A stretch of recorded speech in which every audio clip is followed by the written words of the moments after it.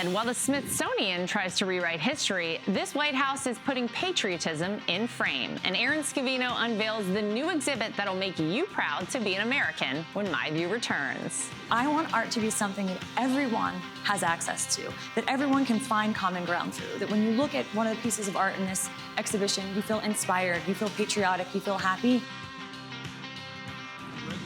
State Department's Art in Embassies program, but she's also leading a brand new public art exhibit, one that celebrates our country as a land of opportunity and promise. Take a look.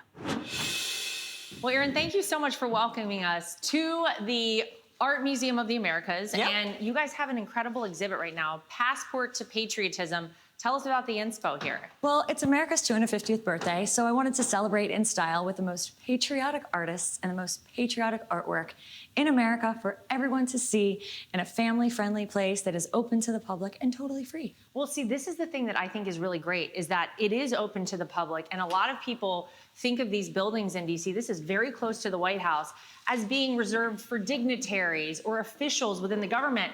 Every American can come here and view this artwork. Yes, literally, and we're open all day, almost every day, and we've really seen a lot of people coming in and saying that they feel inspired, that it's so patriotic, and right now we are in our people room, and this is just everyday Americans living their lives. I want people to come here and feel happy, I want them to feel inspired, and I want them to start conversations with their families. When you think about art, and I think the average American considers art, maybe they think it's a little frivolous, but you actually say that this can be a path to diplomacy. Do you really think, like a painting or a picture can inspire diplomacy? Absolutely, we call it soft diplomacy, but what's great about art is it brings people together. It starts a conversation. Oftentimes with art and embassies, we're all over the world, 190 diplomatic properties, and it's their first touch point to America. And they oftentimes don't speak the same language, so we can all at least look at a photograph or a painting and then find common ground, find something to talk about. Part of what we've seen out of some of our cultural institutions, like the Smithsonian, Erin, is that they have been a little down on America. More than a little. Yeah, they seem to want to showcase our failures or our really low moments versus being patriotic. Yes, I think it's a time for optimism and a time to be happy. And when the Smithsonian, they've also gone very woke. Yeah. And you want to be able to bring your kids to a museum and not see things that are upsetting. You want them to smile. You want to think happy thoughts. And like we said, it's the 250th anniversary of America. Now is the time to talk about why we are such a great nation. I really wanted, first of all, art to be accessible to everyone. A lot of these people in the art world, or like the Smithsonian, they think they're better than us. And I want art to be something that everyone has access to, that everyone can find common ground through, that when you look at one of the pieces of art in this exhibition, you feel inspired, you feel patriotic, you feel happy. And I think that when we celebrate what's good about America, it makes people happier and we're better as a nation. Beautiful, amazing. And we do have some fashion here. What is this? I call her Betsy because it's what Betsy Ross would wear if she was around today. Wow. It's 100% Duchess silk.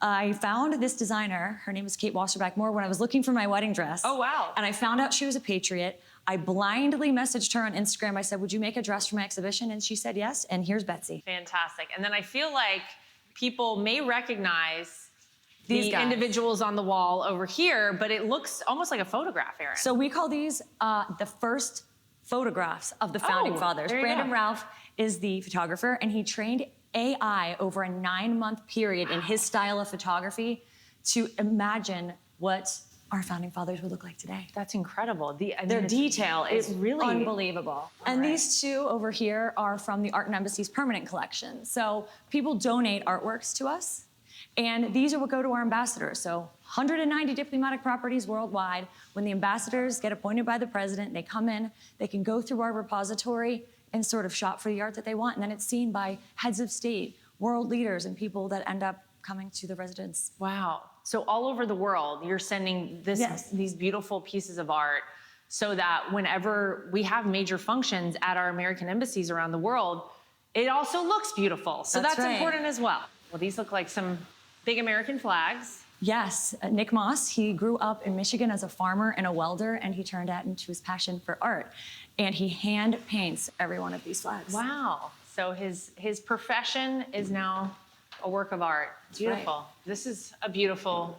Romero Brito, get another flag. Yes. And Romero Brito grew up in Brazil. He was so poor that he was painting on cardboard and old newspapers, and he's come so far. His artwork is all over the world, and he's just really so proud to be an American, and I think it comes through in his pop art that's so happy and positive. So this is a Kevin Champney, and when you look closely, these are tiny little hand-placed toy soldiers. Oh my gosh. Guess how many there are? You're good with numbers. Oof, 1 million? No, way lower. Oh, 10,000. 42,000. 42,000. Hand-placed toy soldiers. Apparently I'm not good with numbers, Sorry. but that's okay. Yeah. Wow, what a cool idea. So this red, white, and blue, we have a special guest. Our artist, Randy Murphy. You were a basketball player, then you were a Wall Street trader, and then after 9/11, you were inspired to become an artist. Yes. I'm so curious about what it means to you to be part of this exhibit. Well, most of all, I'm a patriot. Yeah. I'm a grandson of immigrant families, Italian, Irish. This is a big deal for me. I'm also doing a lot of activations with our embassies around the world to celebrate the 250th. Can you tell us about the pieces? Yeah, tell us what we're looking Well, at here. it wasn't that easy to figure out in the sense that how do you capture 250 years? But what I tried to do is capture the spirit of how we built this country, right? The rugged individualism, resilience, bravery, courage.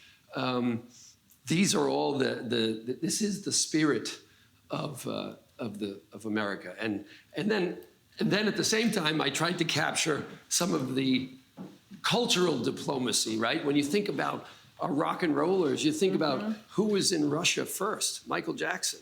Who were the first people to be, in the Cold War? It was musicians, it was artists. That's how we spread our diplomacy. So I captured it right here in the corner. Sinatra. Yeah, Sinatra. I mean, think about Hollywood. So it was a little difficult to put everything in, but the concept was to capture the spirit of 250. How long did it take you to do this? 55 years. That's the Touche. answer. Yes. I love it. And he's not going to brag about himself, but he also has a spaceman outside that we have to show you. I saw that on the way in. View of the Washington Monument. It's really spectacular. Yeah. So cool. Yeah, it's a proud, just to be clear, very proud moment for me and the family. I imagine you probably, Erin, had to go through quite a few artists. How did you choose these artists? Well, being in this art business now for almost 2 years, they find you, the people who share our values. Please, can I be in your exhibition? And I would say, okay, sure, great. And it's just a great group of people that are changing the face of the art world. We want to be seen as people who love this country and are creative in our spirit and have a great imagination.